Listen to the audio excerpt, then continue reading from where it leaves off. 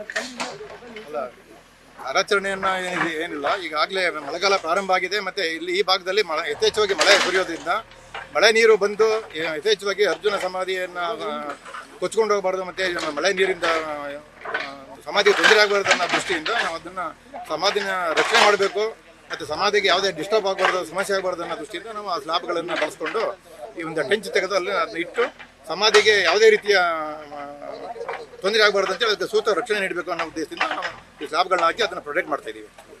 ಅದನ್ನ ಇಲಾಖೆ ವತಿಯಿಂದಲೇ ಈ ಕಾರ್ಯ ಕೈಗೊಂಡಿದ್ದೀವಿ.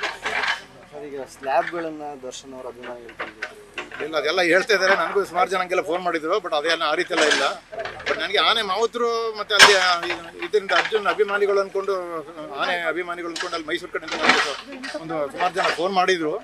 ಫೋನ್ ಮಾಡಿದಾಗ ಅದನ್ನು ನಾವು ಪರಿಶೀಲಿಸ್ತೀವಿ ಮತ್ತು ಅದನ್ನು ನಾವೇ ಡಿಪಾರ್ಟ್ಮೆಂಟ್ ವತಿಯಿಂದ ಅದನ್ನ ಮಾಡ್ತೀವಿ ಹಾಗೆ ಅಂತ ಹೇಳಿದ್ದೇನೆ ಆ್ಯಕ್ಚುಲಿ. ಆಮೇಲೆ ಆ ನಡುವೆ ಅವರು ಒಂದು ಅರ್ಜಿ ಕೂಡ ಕೊಟ್ಟಿದ್ದಂತೆ, ಅನುಮತಿ ಕೊಡಬೇಕು ನಮ್ಮ ಇದನ್ನು ಮಾಡಲಿಕ್ಕೆ ಅಂತೇಳಿ. ಅದನ್ನು ಅನುಮತಿಗಾಗಿ ನಾವು DFಗೆ ನಾವು ಕಳಿಸ್ಕೊಟ್ಟಿದ್ವಿ, ಹಾಸನ್ಗೆ ಕಳಿಸ್ಕೊಟ್ಟಿದ್ವಿ. ಅದನ್ನು ನೋಡಿದಾಗ ಇಲ್ಲ, ಕೊನೆಗೆ ಅದನ್ನ ಇಲಾಖೆ ವತಿಯಿಂದ ಮಾಡೋಣ, ಮತ್ತು ಬೇರೆ ಬೇರೆ ಇವರು ಬಂದು ಇದು ಮಾಡೋದು ಬೇಡ, ಅಲ್ಲಿ ಕಾಡು ಮಧ್ಯೆ ಇದೆ ಮತ್ತು ರಕ್ಷಣೆ ಇರೋದಿಲ್ಲ, ಮತ್ತು ಆನೆಗಳ ಇಲ್ಲಿ ವನ್ಯಪ್ರಾಣಿಗಳ ಇದೆ, ತೊಂದರೆ ಆಗುತ್ತೆ. ಹಾಗಾಗಿ ನಾವು ಇಲಾಖೆ ವತಿಯಿಂದ ಮಾಡೋಣ ಅಂತೇಳಿ ನಮ್ಮ RFOಗೆ ಮತ್ತು ಸಿಬ್ಬಂದಿಗೆ ನಿರ್ದೇಶನ ನೀಡಿದ ನಂತರ ನಮ್ಮ RFO ಮತ್ತು ಸಿಬ್ಬಂದಿಗಳು ಇದನ್ನ ಈ ಒಂದು ಕಾರ್ಯ ಮಾಡಲಿಕ್ಕೆ ಕ್ರಮ ಕೈಗೊಂಡಿದ್ದಾರೆ. ಹಾಗಾಗಿ ಇದು ನಡೀತಾ ಇದೆ. ಸ್ಲ್ಯಾಬನ್ನು ಹಾಕಿ ಇವತ್ತು ನಾವು ಅರ್ಜುನ ಸಮಾಧಿ ಆಗಬೇಕು ಅನ್ನೋ ಒಂದು ಆಗ್ರಹ ಸರ್. ಈಗ ಎಲ್ಲಿಗೆ ಬಂತು? ಅರ್ಜುನನ ಸ್ಮಾರಕ ನಿರ್ಮಾಣ ಮಾಡಬೇಕು ಅನ್ನೋದು ಎಲ್ಲ ಸರ್ಕಾರದ ಪ್ರಸ್ತಾವನೆ ಇದೆ, ಮತ್ತು ಸಾರ್ವಜನಿಕರು ಜನಪ್ರತಿನಿಧಿಗಳು ಎಲ್ಲರೂ ಕೂಡ ಒಂದು ಆಗ್ರಹ ಇದೆ, ಮಾಡಲೇ ಮಾಡಬೇಕು ಅಂತೇಳಿ.